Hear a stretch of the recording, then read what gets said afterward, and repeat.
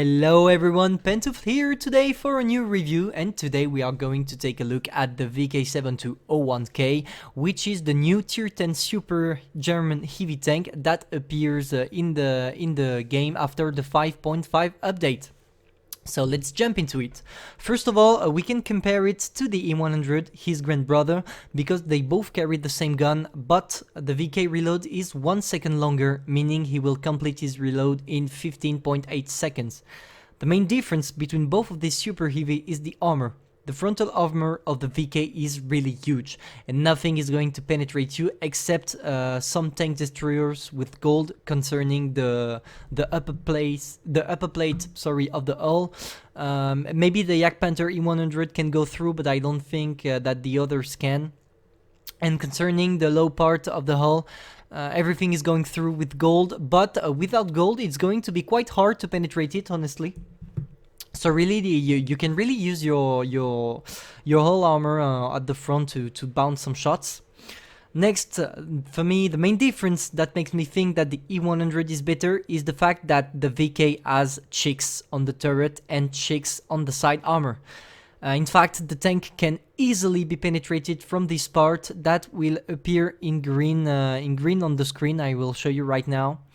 But having these whole chicks means everything in tier 10 is going to penetrate you if you angle your tank too much. So really, guys, be careful about it. Really, you don't want to angle your tank too much, because if you do, everything is going to pen your side weak spot that you can see in green here.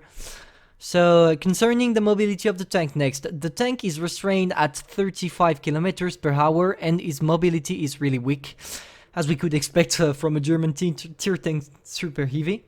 So to sum up the tank, we have a strong frontal armor, we have a high alpha gun, but the cons are that the reload is too long, the side armor is really weak because of the chicks, and the mobility sucks. So to me, this tank is a 6.5 out of 10 because the E100 does the same job but does it better. So nothing much to say about this tank, guys. Let's jump into the replay.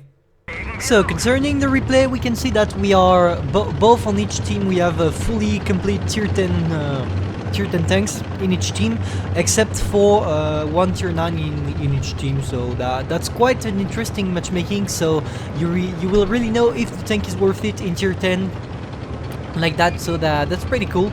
So first of all, I take a good position. I'm not spotted. That's strange that I wasn't spotted, but we don't care. We can put a huge HE on the WT of Panzer 4. So what do we do next? We go for maybe we will try to sneak some shots on the IS, or maybe something we can see, and we sneak a shot on the WT. Poor man, I did. Yeah, I think I destroyed him totally. I was the only one shooting at him. So that's pretty cool. So we see another VK here. Can we get a shot? No. And here you will see what I was thinking about when I talked about weak chicks. You see here, I put a heat shell on the turret chicks. That's a bit of a problem when you have a side-scraping tank. To have that kind of weak spot, it's a little bit strange, but anyway, we don't care. We focus on the game.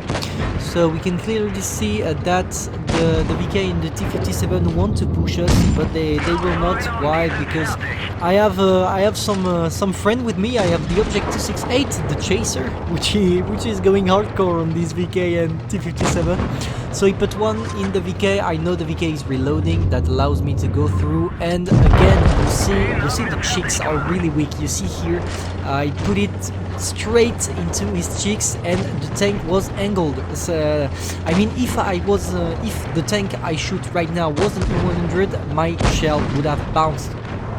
So here we don't care. We can handle shots. We can kill the Object 268. Can we go for the IS-7? I don't know how the 268 died here, but hey, we don't care. We go for a ramming, but not a ramming speed, just a ramming, because we are restrained to 55 kilometers. We put one into the IS-7, and here you see the amazing, really amazing hull armor. He's going to bounce every shells, and he will try it with a PCR, but he can't go through. Another pretty cool thing about this tank is the penetration. You see, we can go through the IS-7 turret with our heat shells, so that's pretty cool. We are going for the IS-7. We are going to kill him, I think. No problem for us. 3, 2, 1, go, and we kill him. So we finished the game with 5.5k damage and 4 kills. We will see after when going to the garage what we did and what medal we got. So, concerning the medals, we got an ace tanker, high caliber. We have everything we need to do a good carry. So I don't know what to say much about the tank. You see that his cheeks and sides of the turret are really weak. So to me this tank is not more than a 6.5 out of 10. I really don't recommend it because it's too weak in my opinion. It needs a buff. Maybe try to lower the armor at the front and up the armor on the sides. Anyway, you're not here to be better, you're here to be the best. Pantouf, over. Et on se retrouve sur Cri Cotonal. Pour ceux qui ne parleraient absolument pas anglais, ce que j'ai dit sur les caractéristiques principales du char, ce qu'il faut savoir, c'est qu'il a un très bon blindage frontal, qu'il a un blindage de côté qui est pas fameux sur sa caisse parce que il y a des petits côtés arrondis. Pareil pour la tourelle. Du coup, quand vous faites du side scrap, il faut vraiment pas trop vous angler parce qu'on peut vous pénétrer assez facilement. Enfin voilà, donc premier shoot on met au WT, de toute façon j'ai pas été spot et là vous voyez déjà la caisse qui commence à travailler, hein. On a fait boom sur le WT, même s'il n'était pas la gold, c'est déjà ça, c'est toujours ça de prix. Bon voilà, on va pas se... Je pense que là je vais pas tarder, je vais push rapidement. Je vais peut-être essayer de mettre un deuxième shoot à je sais pas quoi, n'importe quoi. Bon là c'était VT, on a fini le VT, donc ce qu'on fait c'est que vite on trace maintenant que le VT est mort. Bon de toute façon on s'en fiche, on fait boost des shoots et on va vers le VK ennemi. Et là vous allez voir quelque chose qui est très intéressant. Vous allez voir que ce que je vous ai dit il y a 30 secondes, mais ça va s'appliquer ici. Vous allez voir que le côté c'est vraiment une faiblesse sur ce char. Les côtés du char, là vous voyez très bien que c'est le cas. Les côtés de la caisse, vraiment c'est terrible. Enfin, à partir du moment où on met de la hit, c'est de la pénétration automatique. Ce char et c'est terrible pour ça. Vraiment, j'espère qu'ils vont patcher ça parce que là c'est vraiment dégueu. Enfin voilà, là il y a un T57 TV et un petit VK. Alors ce qu'on fait c'est, on attend bien justement que le T57 TV ait vidé son barillet pour s'attaquer au VK ensuite. Pour s'attaquer au T57 puis au VK, pardon. Alors là j'ai de la chance, je suis pas tout seul, je pense que les deux voulaient me pusher, mais comme il y a le 268 avec moi, ils osent pas. Le 268 qui en met une première au VK, là on passe à la gold pour assurer le shoot. On tire encore une fois sur le flanc du VK, on le sort, voilà, on est sur un 2-0, normalement ça devrait pas être trop difficile à gagner. Ce qu'on fait c'est qu'on s'avance avec le petit 268 là, il va essayer de mettre des shoots, moi je vais m'avancer un peu. Le problème c'est que là je l'ai bloqué en fait sans faire exprès, mais c'est vrai que je voulais absolument avoir mes dégâts. Donc du coup là je l'ai bloqué, moi je me concentre sur mes dégâts parce que je sais que de toute façon je vais pouvoir finir le tuant, donc autant tuer un ennemi et faire 600 dégâts qu'en tuer un et faire 100. Donc maintenant on s'attaque à l'IS-7, on va lui mettre un premier shoot.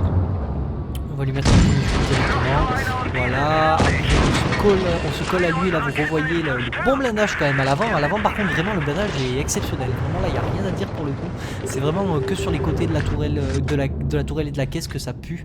Alors là on passe à la gold forcément parce que de toute façon vous avez une énorme pénétration, donc votre énorme pénétration elle vous permet de bien rigoler là sur ce genre d'individu qui est l'IS-7. Donc on lui en a mis une première, est-ce qu'on va pouvoir le finir normalement, il n'y a pas de souci, on va repasser à la gold puisque de toute façon on reste collé pour éviter qu'il puisse nous shooter. Et on le sort. Donc on finit la game avec 5500 de dégâts et 4 kills, voilà. Donc on attend les résultats post-game pour voir un petit peu ce qu'on a fait. Donc on s'en sort avec une petite master, 5500 de dégâts, guerrier, gros calibre. Bon voilà, une petite game assez sympa, assez facile à gagner, mais bon, il fallait quand même sortir un replay pour la sortie du VK. Donc voilà, j'espère que ça vous aura plu et moi je vous dis à la prochaine pour une prochaine vidéo.